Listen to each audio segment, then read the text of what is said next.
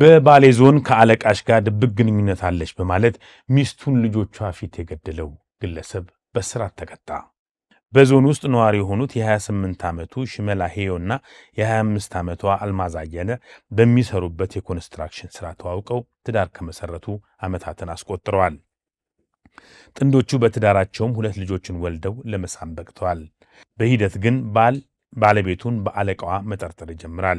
በጉዳዩ የተጠረጠረው የባለቤቱ አሰሪም መረጃው ደርሰውና ከስራ ውጪ ምንም ግንኙነት እንደሌላቸው ቢገልጥለትም ባል ሊያምነው አልቻለም።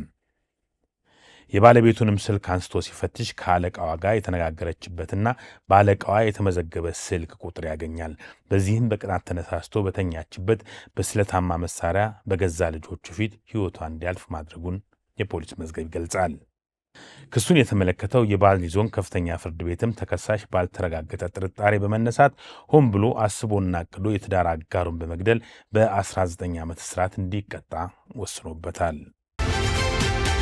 በጅማ ዞን ሳይታገት ታግቻለሁ በማለት ለወንድሙ ደውሎ ገንዘብ እንዲላክለት የጠየቀው ግለሰብ ገንዘብ ለማግኘት ያደረገው ዘዴ ታውቆበት በማታለል ወንጀል ተከሶ ተቀጣ። በማላውቃቸው ሰዎች በመታገቴ እየተሰቃየሁ ነው በማለት ለወንድሙ ደውሎ ገንዘብ እንዲላክለት ያደረገው ግለሰብ በእስራት ተቀጥቷል። ተከሳሽ ሞገስ አንዳርጌ የተባለው ግለሰብ ያገቱኝ ሰዎች 100 ሺህ ብር ስለጠየቁኝ በምልክልህ አካውንት ገንዘብ አስገባልኝ በማለት ለወንድሙ ይደውላል። ወንድሙም ገንዘቡን ከማስገባቱ በፊት ለፖሊስ በማመልከቱ ፖሊስ ባደረገው ክትትል ተከሳሹ በቁጥጥር ስር ሊውል ችሏል።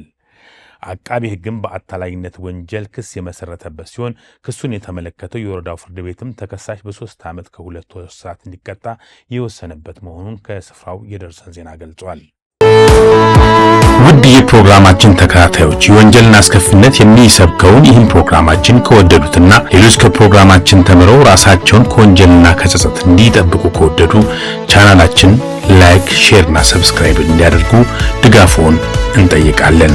ካቴና ከጓደኞቿ ጋር ከብት በማገድ ላይ የነበረችን የ6 ዓመት ሕፃን አስገድዶ የደፈረው ግለሰብ በእስራት ተቀጣ።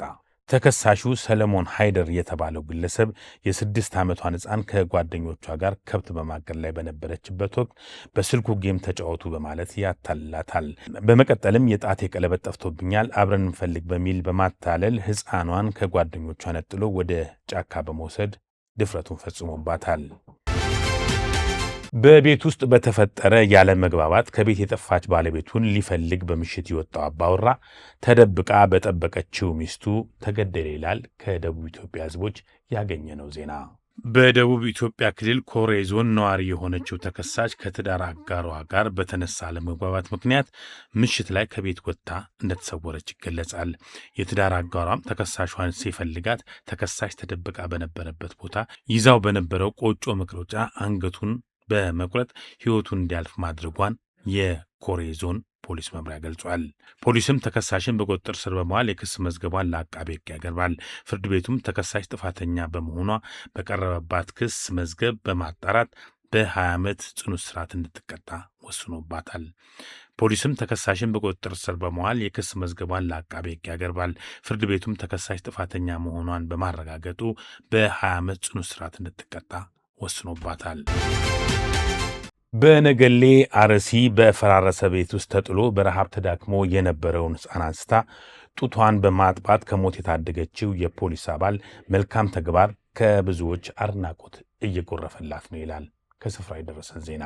በምዕራብ አርሲ ዞን ነገሌ አርሲ ወረዳ በፈራረሰ ቤት ተጥሎና በረሃብ ምክንያት ተዳክሞ የተገኘ ሕፃን የተመለከቱ የአካባቢው ነዋሪዎች ለፖሊስ ጥቆማ ያደርጋሉ። ጥቆማ ከደረሳቸው የነገሌ አርሲ ወረዳ ፖሊሶች መካከል ኢንስፔክተር ጉዳታ ሁሉ የተባለች ገና ሕፃኑን ስታይ በረሃብ የተዳከመ መሆኑን አይታ ቶሎ ከመሬት አንስታ ጡቷን በማጥባት ከሞት ታድገዋለች። ማንነቷ ለጊዜው ባልታወቀና የተጣለውና የ2 ዓመት ሕፃን የሆነው በባዶ በፈራረሰው ቤት ሲያለቅስ የሰሙ ሰዎች ለፖሊስ በሰጡት ጥቆማ ነበር ሕፃኑ ሊገኝ የቻለው። የፖሊስ መኮንኑና በፈጸመችው መልካም የእናትነት ተግባር ያገገመው የ2 ዓመቱ ሕፃን በጤና ተቋም የተመጣጠነ ምግብ አግኝቶ በሙሉ ጤንነት ላይ እንደሚገኝ ዜናው ገልጿል። በሲዳማ ክልል አለታ ወንዶ ቡልቱማ በሚባል ስፍራ በአንድ ምሽት በተከሰቱ 2 የተለያዩ ትራፊክ አደጋዎች የ7 ሰዎች ሕይወት በአሰቃቂ ሁኔታ አልፏል። ከቦረና አቅጣጫ ጭነት ጭኖ ወደ ሐዋሳ አቅጣጫ ሲጓዝ የነበረው የጭነት መኪና ተገልብጦ በደረሰ አደጋ የ6 ሰዎች ሕይወት ማለፉን መረጃ ያመለክታል። በተመሳሳይም በዚያው አካባቢ ሲኖትራክ የጭነት መኪና መስመሩን በመሳት ወደ ሰዎች መኖሪያ ቤት በመግባት የአንድ እግረኛ ሕይወት ማለፉ ተገልጿል። በዚህም በተመሳሳይ ስፍራ በተከሰተ 2 የትራፊክ አደጋዎች በአንድ ምሽት ብቻ በአጠቃላይ 7 ሰዎች ሕይወት ሊያልፍ መቻሉን ዜናው ገልጿል።